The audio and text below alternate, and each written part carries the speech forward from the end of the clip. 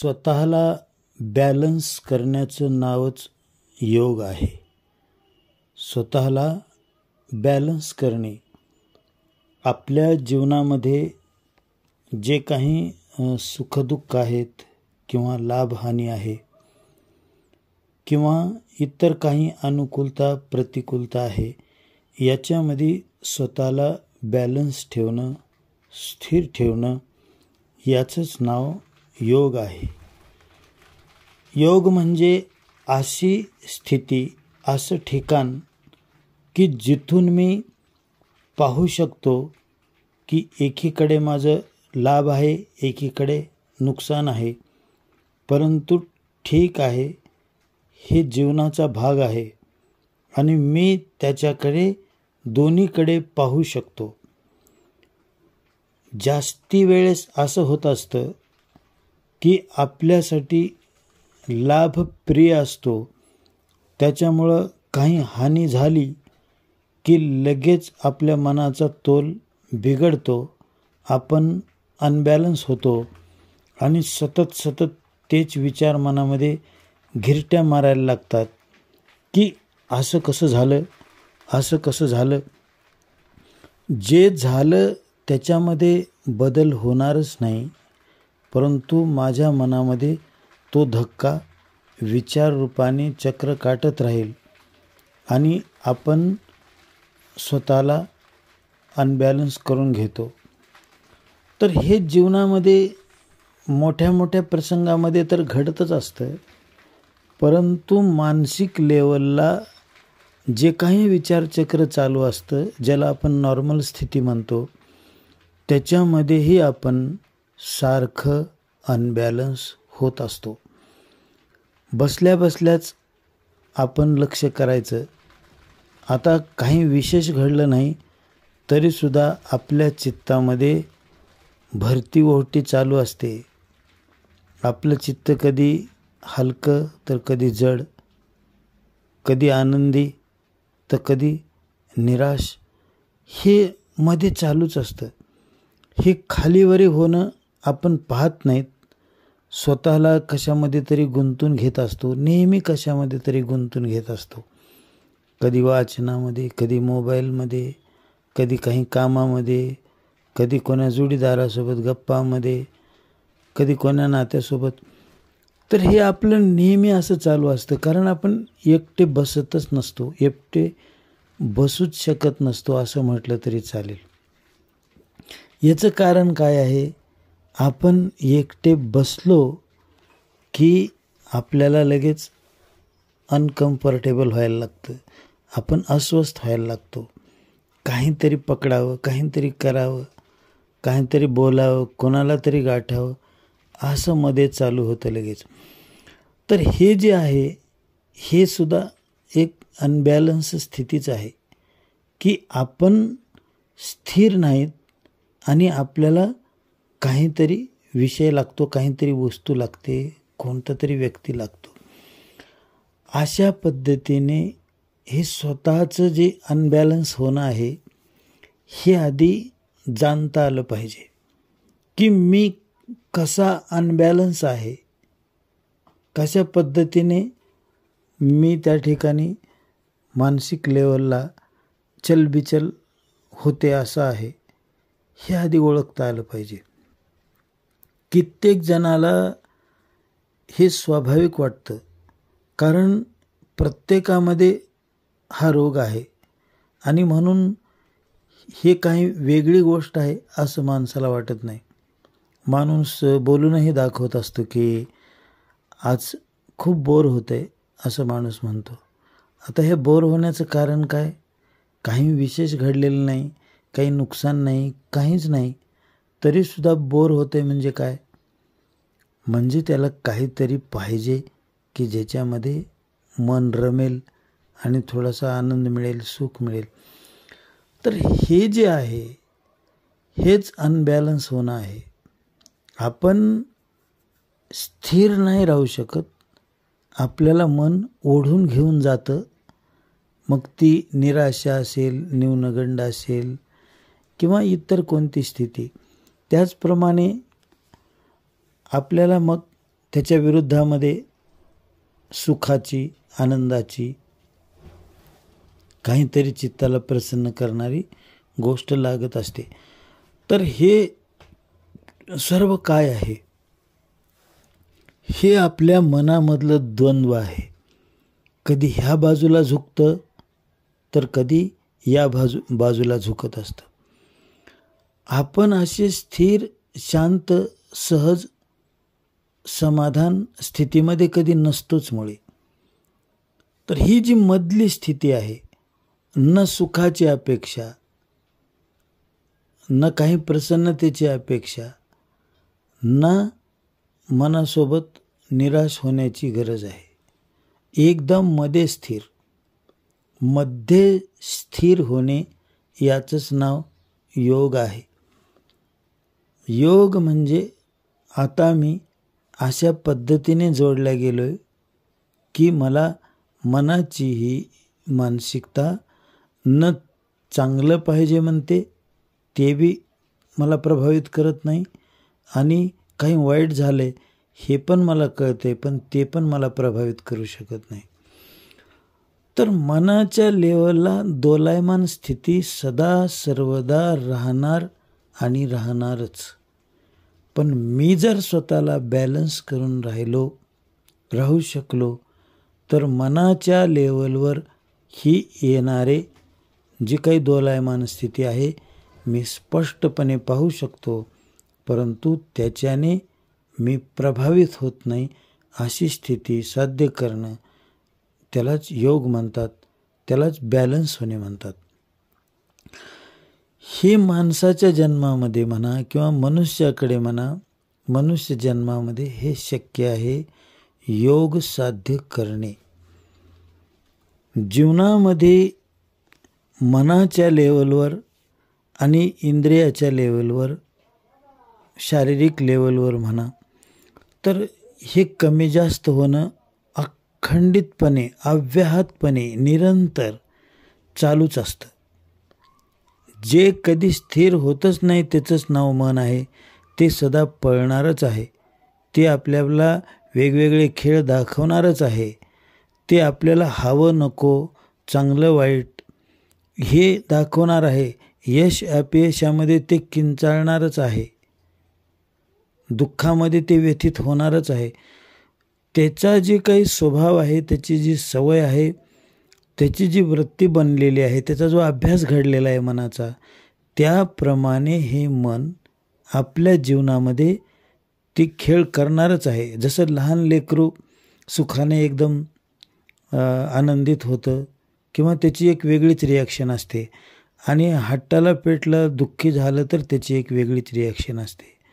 तर अशा पद्धतीने त्या लहान मुलामध्ये जसं ही एक क्रिया प्रतिक्रिया चालूच असते, तर तशा पद्धतीने आपल्या मनालाही प्रत्येक गोष्टीमध्ये सुख अनुभवणं किंवा ती गोष्ट जर दुःखद असेल तर व्यथित होऊन त्याची एक प्रतिक्रिया ठरलेलीच असते.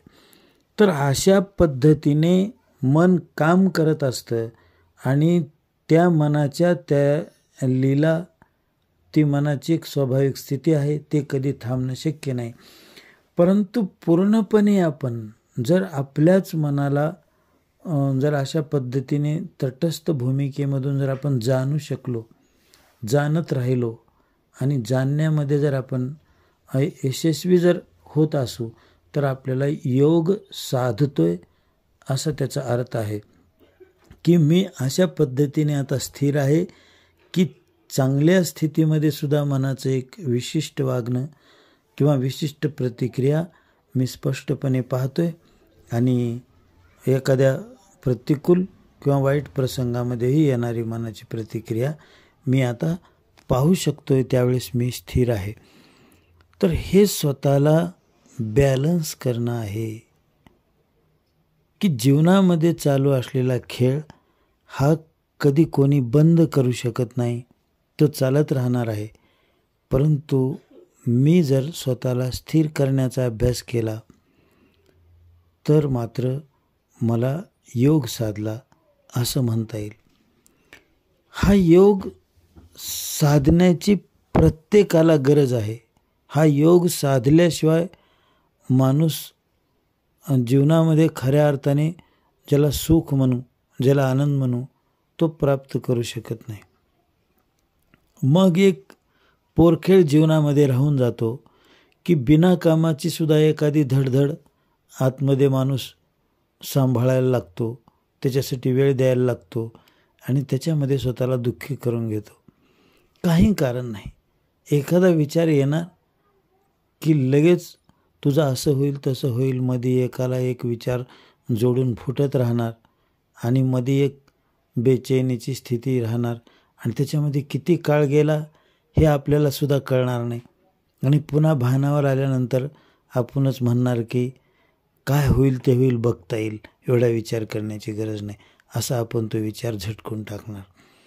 म्हणजे त्याच्यामध्ये कितीतरी वेळ आपण दिलेला आहे, कितीतरी वेळ आपण तो विषय चघळत बसलेला आहे आणि पुन्हा काही वेळानंतर आपण भानावर आलो. अशा पद्धतीची कृती पुन्हा पुन्हा जीवनामध्ये घडत असते, घडत आहे, घडत राहणार आहे.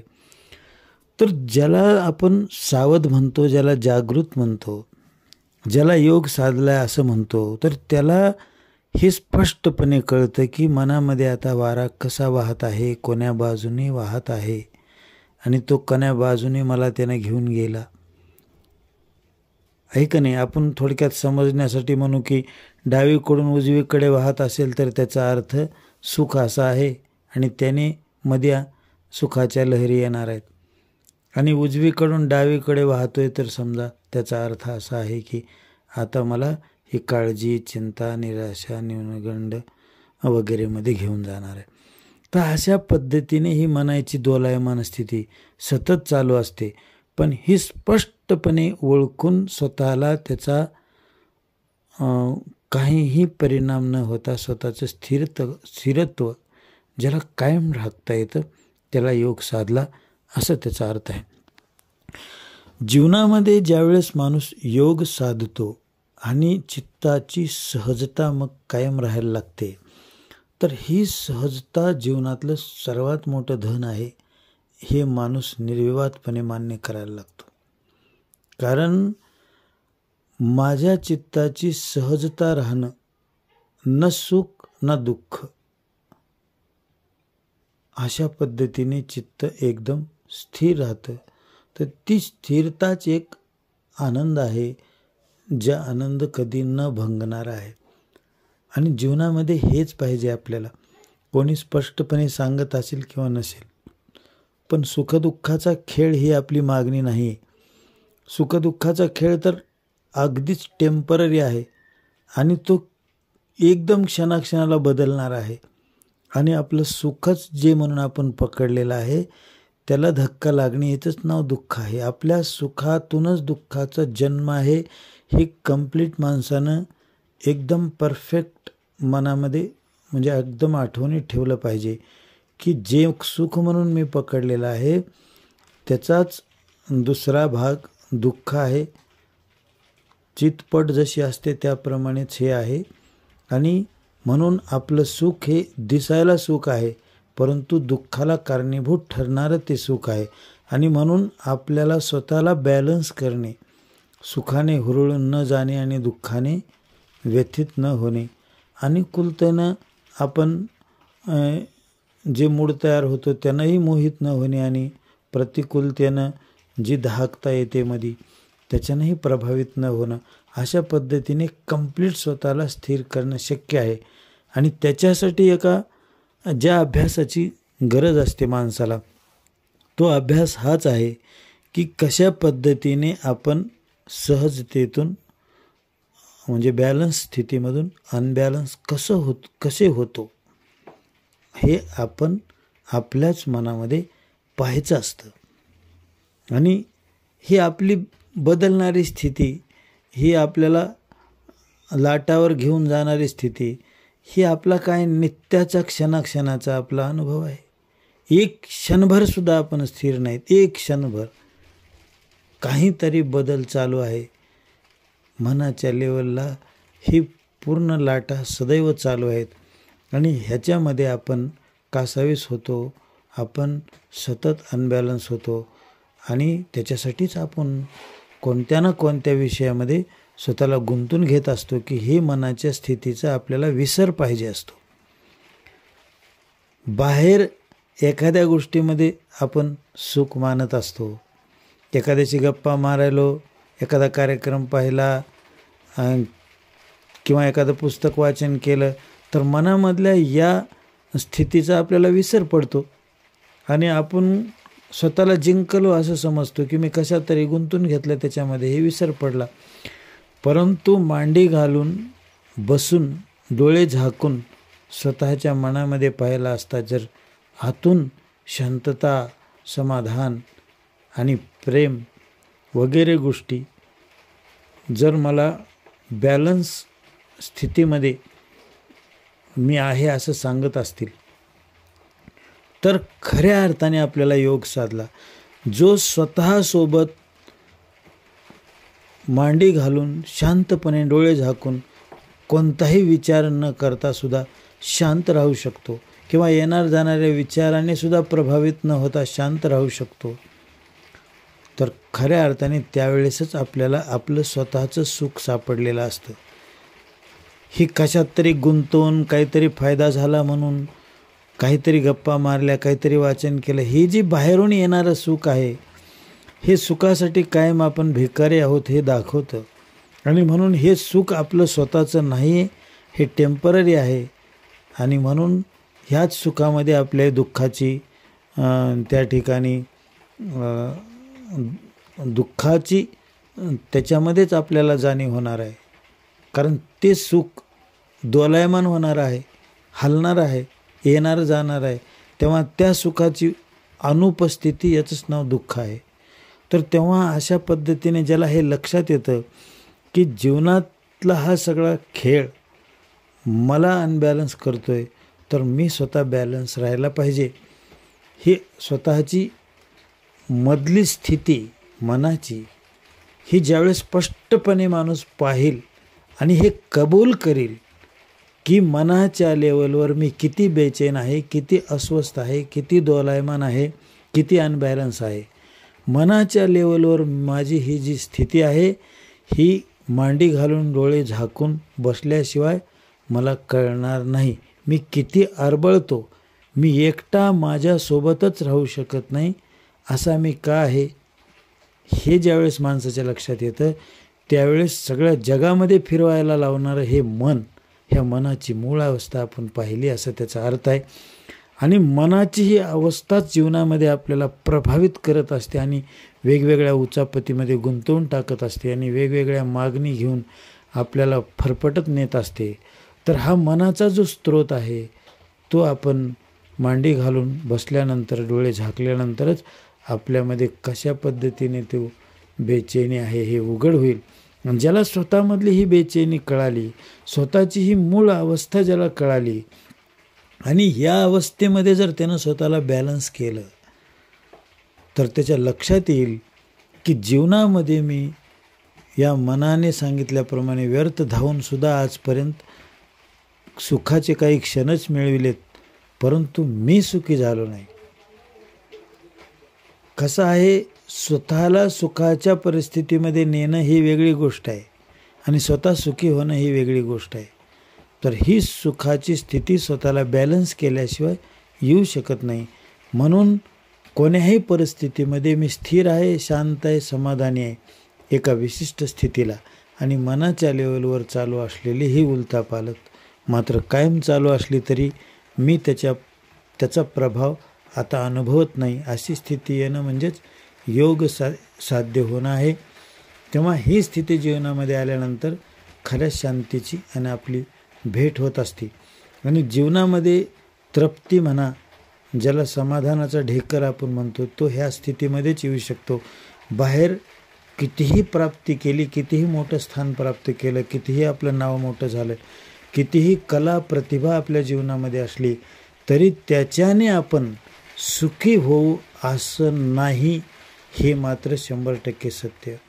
आणि म्हणून स्वतःची स्थिती जाणून त्याच्यामध्ये स्वतःला बॅलन्स करणं हे योग साध्य करणं होय. आणि हेच जीवनामध्ये सगळ्यात मौल्यवान गोष्ट आहे. सगळा परमार्थ अध्यात्म करून काय करायचे माणसाला, तर स्वतःला अशा पद्धतीने सहज करायचे, स्थिर करायचे, शांत करायचे. आणि हे जीवनामध्ये सगळ्यात मोठं काम आहे. तेव्हा इथेच थांबतो. धन्यवाद.